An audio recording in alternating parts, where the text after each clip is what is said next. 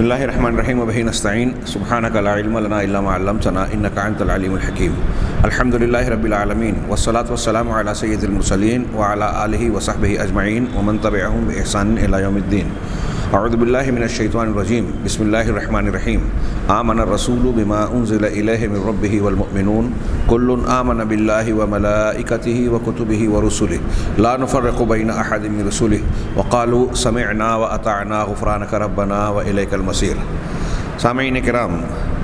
ہماری گفتگو جاری تھی کہ فارابی اور اس کے ہم مشرب لوگ ابن سینا، احمد ابن مسکویہ، علی ابن مسکویہ اور ان جیسے لوگوں کا نبوت کے سلسلے میں فلسفیانہ خیال ایسا ہے جو اسلام سے ثابت شدہ عقیدے کو رد کر دیتا ہے۔ اس ضمن میں کچھ تفصیلات گزری جس کا حاصل یہ ہے کہ فارابی اور اس جیسے کے ہم مشرب لوگ یہ کہتے ہیں کہ انسان کے اندر جو قوت متخیلہ ہوتی ہے دراصل وہی اس کے درجات اور مقام کو طے کرتی ہے، اور جس کی قوت متخیلہ جتنی کامل اور مکمل ہوگی وہ اتنے اعلیٰ درجے کا انسان ہوگا، اور اس اعتبار سے وہ صاحب تخیل، صاحب حس آدمی نبوت کے مقام تک پہنچ جاتا ہے، اور اس بنیاد پر نبوت ایک اکتسابی چیز ہوئی۔ اس سلسلے میں اس کے اقوال کی تشریح کرتے ہوئے دکتور صادق صاحب نے یہ ذکر کیا کہ اس کے نبوت کے سلسلے میں فارابی کے خیالات کا معید ایک شخص جو ہے علی ابن مسکویہ بھی ہے، اور اس شخص نے اپنے ان خیالات کو زیادہ واضح انداز میں اور ترتیب وار بیان کیا۔ چنانچہ وہ کہتا ہے کہ انسان قوت اس کی جو انسان کے اندر جو حس ہے، احساس کی قوت، اس قوت احساس کو ترقی حاصل ہوتی ہے تو وہ قوت اس کے قوت تخیل تک پہنچتا ہے، قوت تخیل سے پھر قوت فکر تک پہنچتا ہے، اور پھر قوت فکر اسے پہنچاتی ہے چیزوں کے حقائق کو سمجھنے کے سلسلے میں، حقائق الامور التی فی حقائق کو سمجھنے میں اس کی مدد کرتی ہے جو انسان عقل سے سمجھتا ہے، یعنی عقلی بنیاد پر وہ حقائق تک اس طرح پہنچ جاتا ہے۔ اب اس وقت فیوستر نے کہہ رہا ہے کہ اس وقت عقل جو ہے قوت فکریہ میں اثر انداز ہوتی ہے، اور قوت فکریہ قوت متخیلہ میں، خیال کی قوت میں، اور قوت متخیلہ حس میں۔ چنانچہ انسان جب اس مقام کو پہنچ جاتا ہے تو چیزوں کو عقلی اعتبار سے جاننے اور سمجھنے لگتا ہے، ان کی حقیقت کیا ہے، اور پھر یہ جان جاتا ہے کہ یہ اس کی حقیقت ہے، اور اس کا نفس بھی اس کا تابع ہو جاتا ہے کہ حقائق کو سمجھ کر اس کو مان لیتا ہے۔ اب پھر آگے وہ اس میں اور تفصیل بیان کرتے ہوئے کہتا ہے کہ یہ جو صلاحیت ہے اس میں بہت سارے درجات ہیں، اور انبیاء کرام علیہ الصلاۃ والسلام کے بھی مختلف درجات ہیں کہ جب اس طرح حقیقت چیزوں کی حقیقت ان کے سامنے منکشف ہوتی ہے تو کچھ لوگوں کے لیے بالکل ظاہری طور سے سب کچھ سمجھ میں آ جاتا ہے، کچھ لوگوں کی سمجھ میں کچھ اغماض ہوتا ہے، تو ایسے ہی اسی بنیاد پر جو ہے ان کے درجات متعین ہوتے ہیں، اور پھر اسی قوت حاسہ فکریہ پھر اس کے بعد متخیلہ درجہ بدرجہ جو آگے بڑھا، یہ جب اعلیٰ مقام کو پہنچتی ہے تو انسان اپنے زمانے میں مختلف چیزوں سے متعلق مستقبل کی باتوں کو بھی دیکھ لیتا ہے۔ کسی کے اندر یہ صلاحیت ہوتی ہے کہ وہ 100 سال کے آگے کی باتیں دیکھ لیوے، اور کسی کے اندر یہ صلاحیت ہوتی ہے کہ وہ 1000 سال تک آگے کی بات دیکھ لیوے۔ یہ الفوز الاصغر لابی علی احمد ابن مسکویہ کی عبارت جو انہوں نے نقل کی اس کا خلاصہ میں نے اپنے الفاظ میں بیان کرنے کی کوشش کی۔ آگے ان خیالات کا ذکر کر کے علامہ ابن تیمیہ رحمہ اللہ کا قول نقل کیا دکتور صادق نے، کہتے ہیں کہ فَهَؤُلَاءِ الْفَلَاسِفَةُ مَا قَدَرُوا النُّبُوَّةَ حَقَّ قَدَرِهَا۔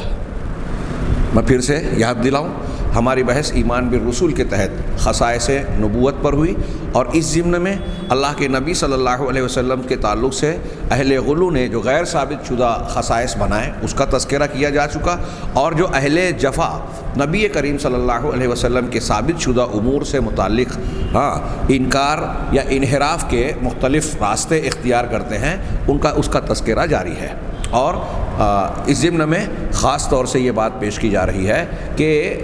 فلاسفہ ابو نصر فارابی اور اس کے ہم مشرب اور پھر ان سے متاثر ہونے والے آگے کچھ لوگوں کا تذکرہ آ رہا ہے، صوفیہ، ان لوگوں نے نبوت کو اکتسابی چیز بنا کر نبوت سے متعلق قرآن و حدیث کے عقیدے کو توڑ دیا، رد کر دیا۔ چنانچہ یہ علامہ ابن تیمیہ بھی کہہ رہے ہیں کہ یہ جو فلاسفہ ہیں انہوں نے نبوت کا جیسا مقام، قدر اور اس کا جو درجہ ہے اس کے درجے کو سمجھا نہیں. ما قدر النبوۃ حق قدرها، نبوت کی ویسی قدر نہیں پہچانی جیسی اس کی قدر و منزلت، جیسا اس کا مقام اور حیثیت ہے. وقد ضل بهم طوائف من المتصوفہ المدعین للتحقیق وغیرہم، کہہ رہے کہ ان کی وجہ سے صوفیوں کا کہ کئی گروہ جو تحقیق کا دعویٰ کرتے ہیں، حقائق کو ثابت کرنے کا دعویٰ کرتے ہیں، اور ان کے علاوہ بھی کچھ لوگ ان کی وجہ سے گمراہی کا شکار ہو گئے، اس گمراہی میں پڑ گئے. وابن عربی وابن سبعین ضلوا بہم، ابن عربی اور ابن سبعین انہی کے ذریعے سے گمراہ ہوئے یا انہی کے ساتھ ساتھ گمراہ ہوئے، کیونکہ فإنہم اعتقدوا مذہبہم وتصوفوا علیہ، کیونکہ ان صوفیہ نے، ابن عربی ابن سبعین جیسے لوگوں نے انہی فلاسفہ کے مذہب کو اعتقاد بنایا، عقیدہ بنایا، اور اسی پر اپنے تصوف کو کی عمارت کھڑی کی، تعمیر کی. یہ جملہ ذہن نشین کر لیں کہ فلاسفہ کا جو عقیدہ ہے صوفیوں نے اسے اپنا عقیدہ بنایا، اپنا مذہب بنایا. ان کا جو مذہب تھا اسی کو صوفیوں نے اپنا عقیدہ بنایا، عقیدے کی بنیاد رکھی. قرآن و حدیث والے عقیدے کو نہیں اختیار کیا. رسول اللہ صلی اللہ علیہ وسلم اور صحابہ کرام کا عقیدہ ان کے عقیدے کے کا مرجع نہیں ہے. یہ ایک بات اگر آج ہم لوگوں کو سمجھا سکیں اور لوگ سمجھ جائیں تو میں سمجھتا ہوں کہ فوراً توبہ کرنے پر آمادہ ہو جائیں کہ جو اللہ کے نبی صلی اللہ علیہ وسلم اور صحابہ کرام کا عقیدہ اور منہج نہیں ہے اس کو اختیار کر کے آدمی سوائے گمراہی اور اللہ کے عذاب کے طرف اور کہیں نہیں جاتا. کہا علامہ ابن تیمیہ کہہ رہے ہیں کہ صوفیوں نے کہا کہ انہوں نے نبوت کی قدر نہیں پہچانی فلاسفہ نے، اور ان کے اس مذہب کی وجہ سے اس کو اختیار کر کے بہت سارے لوگ گمراہی کا شکار ہوئے، جیسے صوفیہ اور کچھ ان کے ہم مذہب لوگ. اس ضمن میں نام لے کر کہا علامہ ابن تیمیہ نے کہ ابن عربی اور ابن سبعین انہی کے ذریعے یا انہی کے ساتھ ساتھ گمراہ ہوئے. فإنہم اعتقدوا مذہبہم وتصوفوا علیہ، اس لیے کہ انہی کے مذہب کو انہوں نے عقیدہ بنایا اور اسی عقیدے پر اپنی صوفیت کا یا تصوف کا کی بنا کی اختیار کیا. ولہذا یقول ابن عربی، اسی وجہ سے ابن عربی کا یہ کہنا ہے. دیکھیے یہ جو علامہ ابن تیمیہ ابن عربی کا قول نقل کر رہے ہیں کتنا خطرناک ہے. کہہ رہے ہیں کہ ان الاولیاء افضل من الانبیاء، کہ اولیاء انبیاء کرام سے زیادہ افضل ہے، اولیاء انبیاء سے افضل ہے. اب بتائیے کہ دین کی تعلیمات کے اعتبار سے ہم ایمان بالرسول کی بحث پڑھ رہے ہیں، رسولوں پر ایمان. رسولوں پر ایمان کا باب بندہ جب پڑھتا ہے تو ابتدائی دروس اور سبق کے طور پر یہ بات اچھی طریقے سے جانتا اور مانتا ہے کہ انبیاء کرام علیہم الصلاۃ والسلام کا طبقہ دنیا کے تمام انسانوں میں سب سے افضل طبقہ ہے. اللہ تعالیٰ نے سب سے اعلیٰ مقام انہیں عطا فرمایا. یہ دین کی ایسی بنیادی اور ابتدائی چیز ہے کہ ہمارے یہاں عام مسلمان ماحول میں رہنے والے بچے بھی اسے جانتے ہیں، لیکن اہل تصوف نے ایسی بدیہی دین سے صاف صاف معلوم ہونے والی تعلیمات کو توڑ مروڑ کر رکھ دیا، ان کو بنیاد ہی کو اکھاڑنے کی کوشش کی، اور انہوں نے یہاں بھی بساط پلٹ دی اور کہا کہ اولیاء کا درجہ انبیاء سے اونچا ہے. یہ ایک جملہ کتنے فساد کا حامل ہے، آپ اندازہ لگائیے. انبیاء کرام علیہم الصلاۃ والسلام کا وہ درجہ جو اللہ نے متعین کیا ہے اس کا رد. پھر نبی کریم صلی اللہ علیہ وسلم بھی اسی میں آ گئے، اور جب اللہ کے نبی صلی اللہ علیہ وسلم کے مقام اور مرتبے کو آپ نے گھٹا دیا تو اب سب سے اعلیٰ درجہ مان کر آپ ہی کی اتباع کرنا اور آپ کی سنتوں کی مخالفت نہ کرنے کا جو ایک بنیادی درس ہے اسلام کا، اس کو آدمی جو ہے بھوک فراموش کر دے گا. اب سوچے گا نا کہ انبیاء کے بجائے ان کی اتباع کرنی چاہیے جن کا درجہ ان سے اونچا ہے. جب آپ نے اولیاء کا درجہ تو اب دین کی بساط اور مصدریت کو ہی آپ نے متاثر کر دیا، پلٹ دیا. اور پھر اپنے آپ کو، اپنے مشائخ کو، اپنے الگ الگ سلسلوں کو کے لوگوں کو یہ لوگ اولیاء مانتے ہیں اور ان کے تعلق سے جھوٹی حکایتیں، واقعات، خواب، کشف اور نہ جانے کیا کیا منسوب کر کے ان کا درجہ نبی سے اونچا بتا رہے ہیں. تو اب ان کی حفوات، بکواس اور بے سند باتیں دین کا درجہ، وحی کا مقام حاصل کر لیتی ہیں، نبی سے زیادہ اونچا مقام حاصل کر لیتے ہیں. ان کو لوگ عقیدت سے مان کر اس کے پیچھے بھاگنے لگتے ہیں. پورا یہ بظاہر آپ جو ایک دو چیزیں دیکھ رہے ہیں نا، اس سے پورے دین پر ضرب پڑتی ہے. پورا دین جو ہے ملیا میٹ ہونے کی حیثیت رکھتا ہے ان باتوں کے نتیجے میں. اگر ان کو مانا جائے اور ان کے اثرات و نتائج پر غور کیا جائے تو یہ کوئی چھوٹا موٹا معاملہ نہیں ہے. اللہ کے نبی صلی اللہ علیہ وسلم کی نبوت کے انکار، براہ راست انکار کر کے جو ہے مسلمانوں کی مخالفت کوئی کرے گا تو مخالفت ہو جائے گی، لیکن یہ براہ راست انکار نہ کرتے ہوئے مان کر انکار کر رہے ہیں، نبی کو نبی ماننے کا دعویٰ کر رہے ہیں، ڈھونگ کر رہے ہیں، اور پھر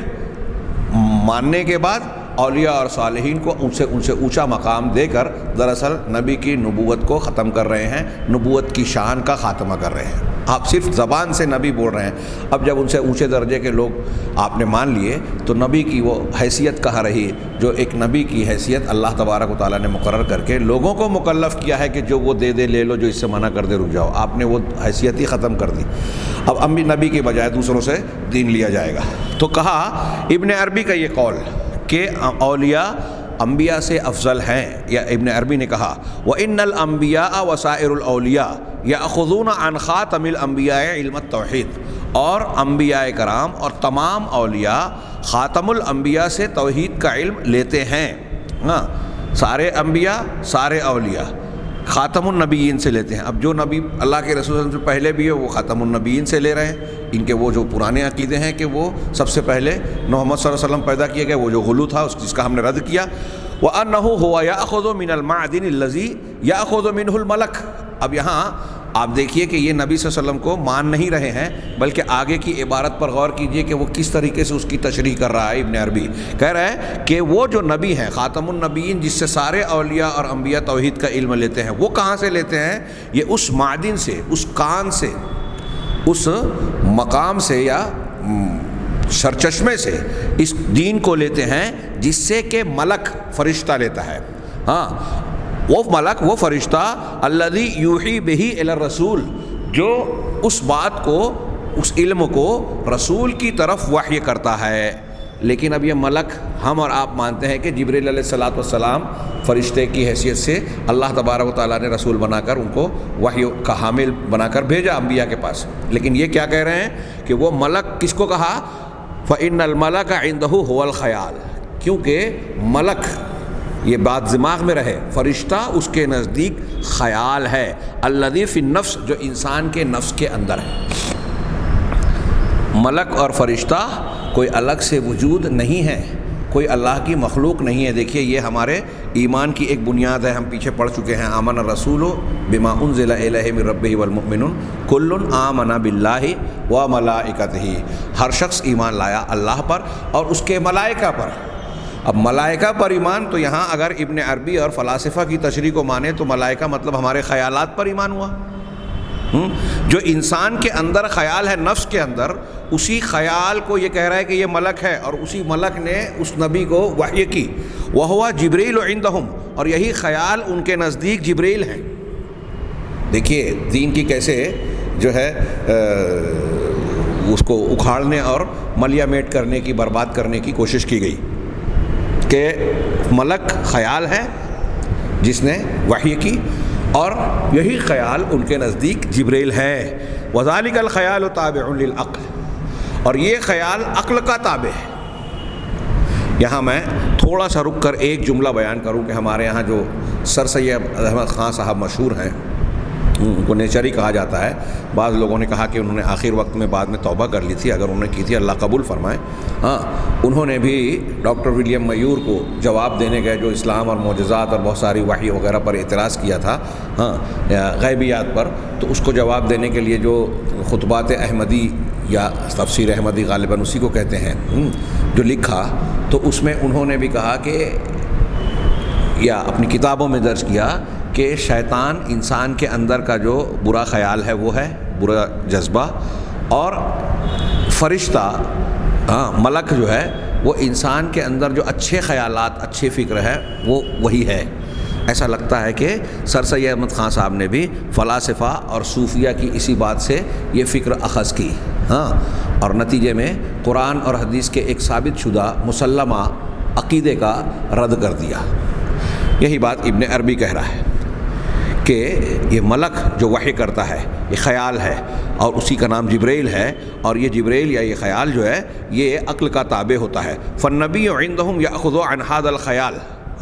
چنانچہ نبی ان کے نزدیک، صوفیہ اور ان فلاسفہ کے نزدیک، صوفیہ کے نزدیک نبی وہ ہے جو اس خیال کو عن هذا الخیال کہہ رہے ہیں، فالنبی عندهم یأخذ عن هذا الخیال، نبی وہ ہے جو اس خیال سے روایت کرتا ہے،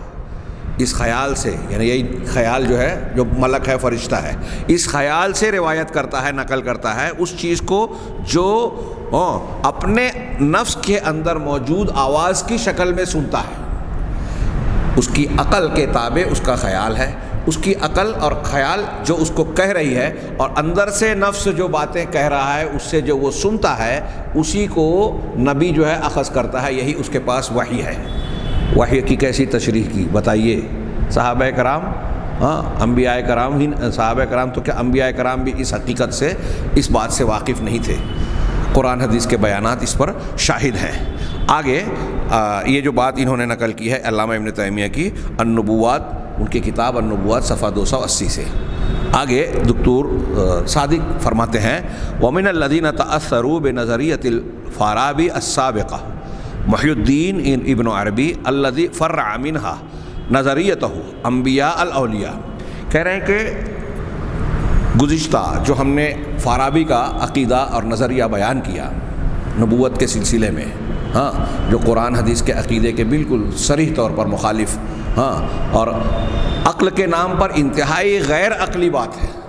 فارابی کے اس نظریے کو نبوت کے سلسلے میں اس سے جو لوگ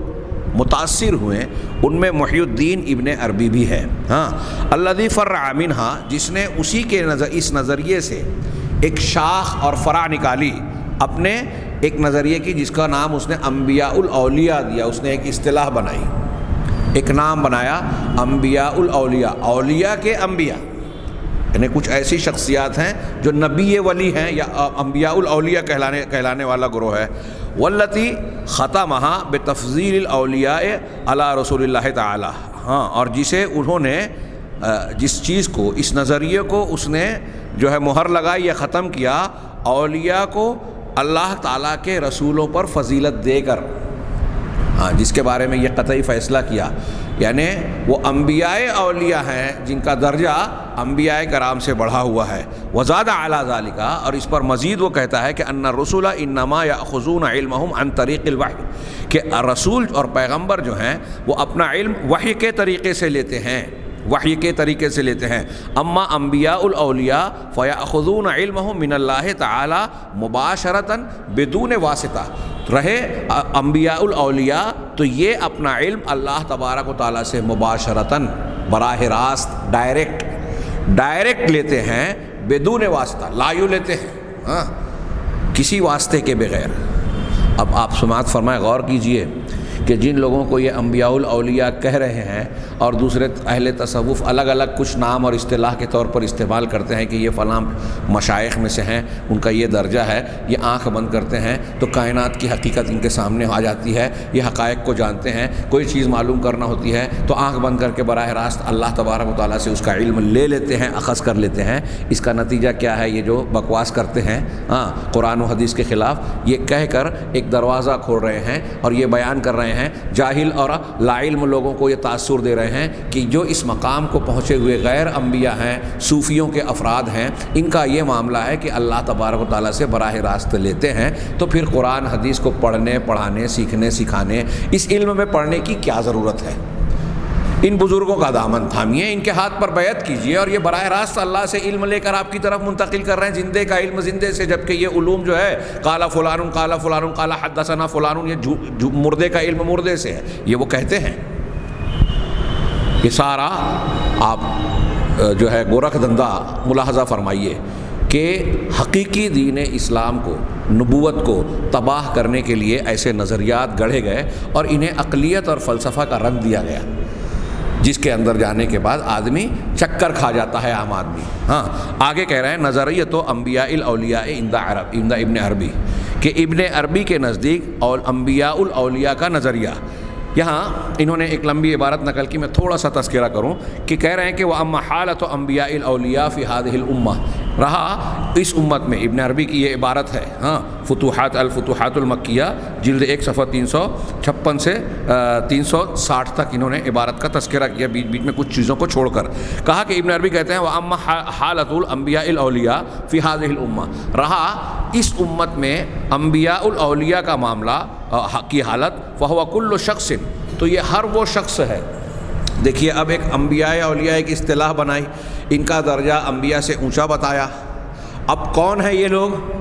تو دیکھیے اب کیسے اس کو متعین کر رہے ہیں کہ یہ ہر وہ شخص ہے۔ میں خاص طور سے یہ بات ذہن نشین کر کے اس کی باقی تفصیلی عبارت کو چھوڑ دینا چاہتا ہوں، ہاں، کہ ایسا یہ شخص وہ ہے جس کے اندر حق نے اپنی تجلیات میں سے کسی تجلی کے ذریعے سے حق نے اقامت کی، حق اس کے اندر چھا گیا، جم گیا، ہاں، اور اس کے لیے محمد صلی اللہ علیہ وسلم کے مظہر کو قائم کیا، کھڑا کیا، پیش کیا، ہاں، اور جبریل علیہ السلام کے مظہر کو پیش کیا۔ محمد کی حقیقت و مظہر جو تھا، حضرت جبریل کا جو مظہر تھا، حق نے اس کے اندر، اس شخص کے اندر یہ حقیقت اور یہ مظہر قائم کر دیا۔ دیکھیے یہ فلسفیانہ انداز میں بات کی جا رہی ہے، لوگوں کو یہ باور کرایا جاتا ہے کہ آپ کی سمجھ میں نہیں آئے گی، حقیقت میں یہ بیان اور زبان کے اعتبار سے بھی ناقابل فہم ہے، اور عقل اور شعور کے اعتبار سے بھی صحیح نہ ہونے کی وجہ سے ناقابل فہم ہے۔ بات جو کہہ رہے ہیں ہم سمجھے، کہنے سننے کی حد تک سمجھ رہے ہیں، ہاں، لیکن حقیقت میں یہ باتیں انتہائی غلط، قرآن و حدیث کے خلاف ہی نہیں، عقل اور فطرت کے بھی خلاف ہے۔ تو کہہ رہے ہیں کہ یہ انبیاء اولیاء کا درجہ کس کا ہوتا ہے؟ جس کو حق نے جس کو اس طرح کھڑا کر دیا کہ اس کے اندر حق نے اپنی تجلیات میں سے کوئی تجلی ڈال دی، قائم کر دی، اور مظہر محمد صلی اللہ علیہ وسلم اور مذہب جبرائیل کو اس کے سامنے پیش کر دیا۔ فَأَسْمَعَهُ ذَلِكَ اب بیچ میں کچھ عبارتیں ڈیش ڈیش کرنے کے بعد نقل کر رہے ہیں، فَأَسْمَعَهُ ذَلِكَ الْمَظْهَرُ الرُّوحَانِ، ہاں، اس روحانی مظہر نے اس کو سنا دیا، اس آدمی کو سنایا۔ کیا سنایا؟ خطاب الاحکام المشروعہ، ہاں، مشروع احکام کے خطاب کو محمد صلی اللہ علیہ وسلم کے مظہر کے لیے، یعنی محمد صلی اللہ علیہ وسلم کے مظہر اور شخصیت کو جو خطاب سنایا تھا، جو شریعت اور شریعت کے پیغامات پہنچائے تھے، وہی خطاب اسے بھی سنا دیتا ہے، یہ روحانی جو ہے مظہر، ہاں، حتی اذا فرغ من خطابہ، یہاں تک کہ جب یہ روحانی تجلی علی مظہر اپنے خطاب سے فارغ ہو جاتا ہے، یعنی جس طرح اب محمد صلی اللہ علیہ وسلم کو وحی ہوئی، اس کو بھی ہو رہی ہے، اب جب اس خطاب سے فارغ ہوتا ہے اور اس ولی کے دل سے خوف اور یہ حالت چھٹ جاتی ہے، وَفُزِّعَ عَنْ قَلْبِ هَذَا الْوَلِيِّ أَقَلَ صَاحِبُ هَذَا الْمَشْهَدِ جَمِيعَ مَا تَضَمَّنَهُ ذَلِكَ الْخِطَابُ مِنَ الْأَحْكَامِ الْمَشْرُوعَةِ، تو وہ جو اس مشہد والا، مشاہدہ کرنے والا یہ شخص جو ہے، جس نے اس حالت کو جو اس حالت سے گزرا ہے اور اس مشہد اور مظہر کو دیکھا ہے، تو اس مشہد والا آدمی اس خطاب کے اندر جو کچھ مشروع احکامات ہیں ان سب کو سمجھ لیتا ہے۔ اس خطاب میں شریعت کی جو باتیں بیان کی گئی، احکامات بیان کیے گئے، ہاں، وہ ساری باتیں جان لیتا ہے۔ الظاہرۃ فی ہذہ الامۃ المحمدیہ، جو کہ اس امت محمدیہ کے ظاہری احکام ہیں، یعنی اس خطاب کے ذریعے سے امت محمدیہ کو محمد صلی اللہ علیہ وسلم نے جو ظاہری احکام دیے نا، وہ سب اس کو اس ایک مشہد کی وجہ سے سمجھ میں آ جاتے ہیں، اس کو ہضم کر لیتا ہے۔ فَيَأْخُذُهَا هَذَا الْوَلِيُّ كَمَا أَخَذَهَا الْمَظْهَرُ الْمُحَمَّدِي إِنَّا لِلَّهِ وَإِنَّا إِلَيْهِ رَاجِعُونَ، تو اب اس خطاب سے اس علم کو، احکام مشروعہ کو، یہ ولی اسی طریقے سے اخذ کر لیتا ہے جیسے مظہر محمدی نے اس کو اخذ کیا تھا۔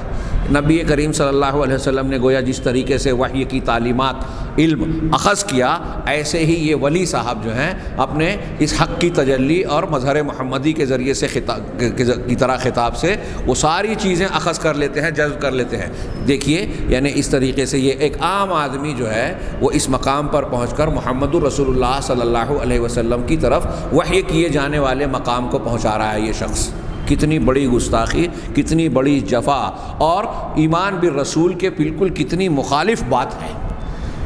کہ اس طریقے سے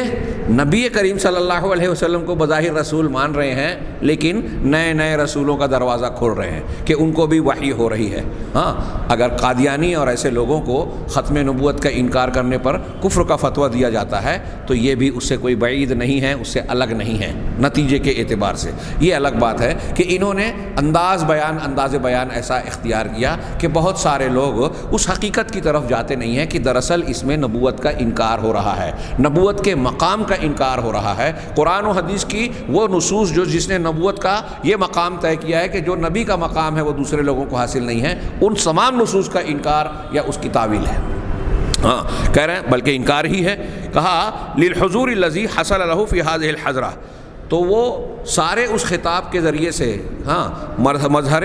محمدی کو نے جس طریقے سے تعلیمات کو اخذ کیا کر لیتا ہے، اس حاضری کی وجہ سے جو اسے اس کی جناب میں حاصل ہوا، حق کے اس حضور اور مشہد اور مظہر کے ذریعے سے جو حاصل ہوا، اس کی وجہ سے مما امر ذالک المظہر المحمدی، جس نے اس چیز کا حکم دیا مظہر محمدی کو تبلیغ کا، مظہر محمدی کو تبلیغ کا جو حکم دیا تھا اس چیز میں یہ بھی حاضر ہو گیا، موجود ہو گیا، تو اسی چیز کو اس نے بھی حاصل کر لیا۔ اس امت تک پہنچانے کے لیے نبی صلی اللہ علیہ وسلم کو تبلیغ کرنے کے لیے جو کچھ دیا گیا تھا، اس طریقے سے اس ولی کو بھی مل جاتا ہے۔ چنانچہ ولی اس چیز کو اپنے نفس کی طرف پلٹاتا ہے،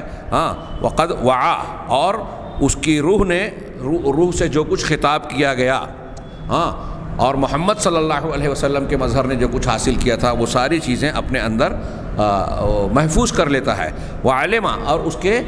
صحت کو جان جاتا ہے علم یقین کے ساتھ، بلکہ عین یقین کے ساتھ، بل عین یقین۔ فأخذ حکم هذا النبی وعمل به على بینۃ من ربہ، چنانچہ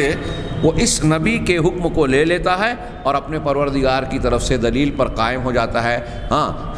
جو ہے حقیقت کو جان کر اس کو دلیل کی بنیاد پر قبول کر لیتا ہے۔ فہؤلاء هم انبیاء الاولیاء، یہی جو اس مقام پر پہنچے ہوئے لوگ ہیں نا، یہ انبیاء الاولیاء ہیں۔ ولا، اب یہاں آگے اس نے جو عبارت بیان کی ہے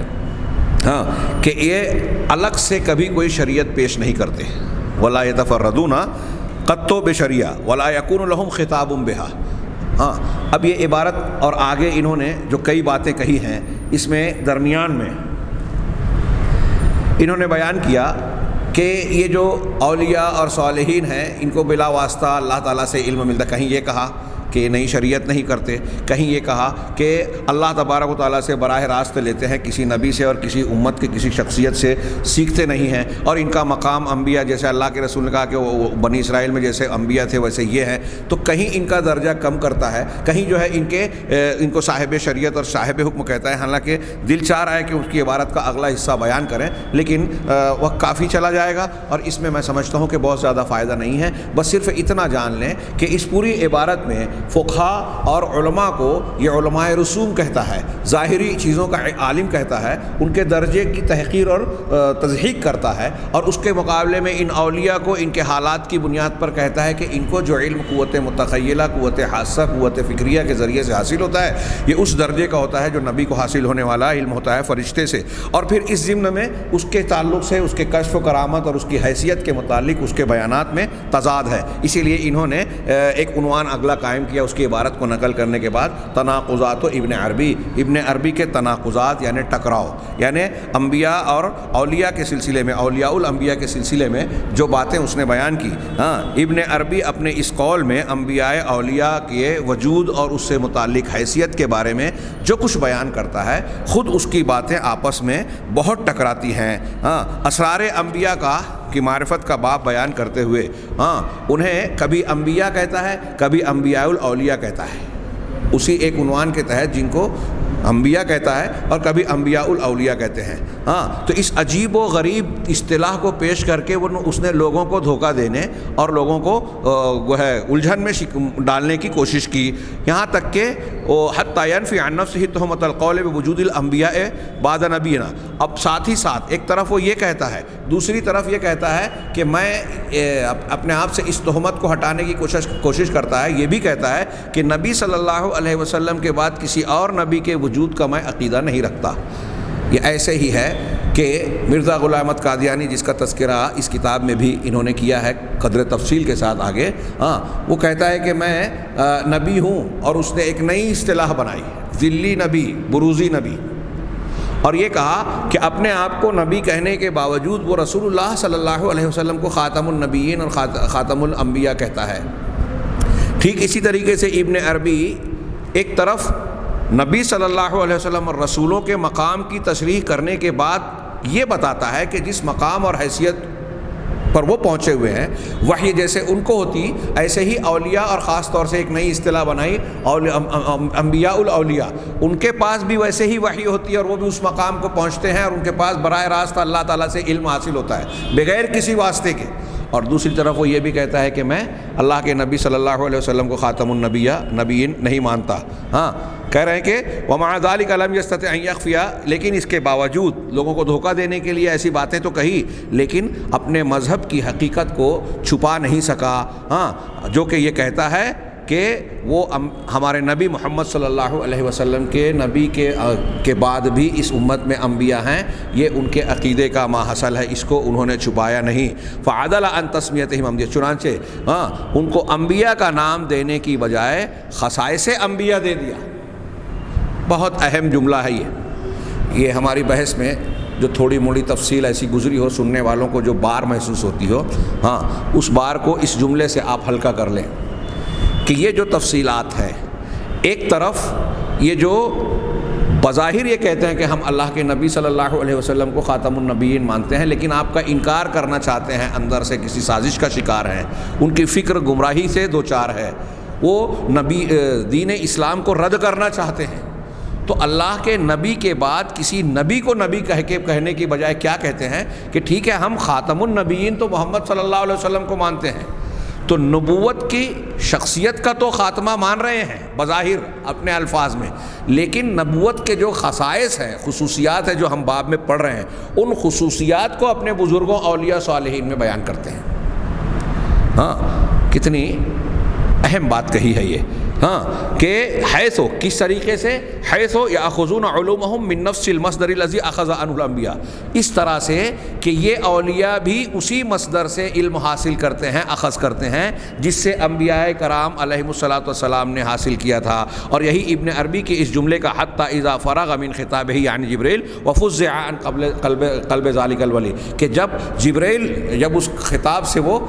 فارغ ہو جاتا ہے، یعنی جبریل علیہ الصلاۃ والسلام، اور پھر اس ولی کے دل سے خوف چھٹتا ہے، تو جس طریقے سے جبرائیل کے ذریعے انبیاء کے پاس اور محمد رسول اللہ صلی اللہ علیہ وسلم کے پاس علم آیا، ایسے ہی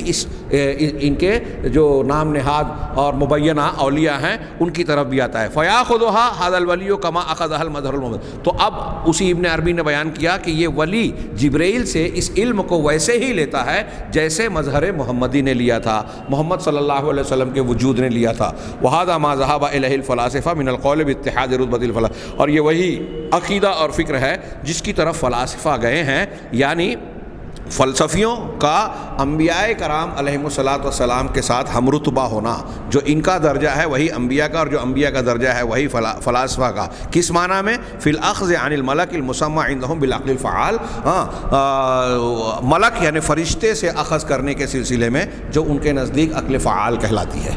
یہ تھوڑی سی باتیں ابھی چل رہی ہے، آگے اس کا کچھ رد اور اس کا حاصل نتیجے کے طور پر کچھ اقوال ہے۔ ہاں، اگر آپ یہ فلسفے اور یہ فکر ذہن نشین رکھیں تو یہ سمجھنے میں آپ کو آسانی ہوگی کہ اہل تصوف نے، فلاسفہ وہ فارابی ہو، ابن سینا ہو اور ان کے ہم مشرب دوسرے لوگ ہوں، ان کے خیالات کو لے کر فلسفہ اور منطق کے راستے سے دین اسلام کے چشمہ صافی کو مقدر اور آلودہ کر دیا اور نبوت کے ایمان کو تباہ و برباد کر دیا۔ جو ان کے پیچھے چلتے ہیں وہ ایمان بالرسول میں صحیح نہیں رہ سکتے۔ اللہ تعالی ہمیں صحیح عقیدہ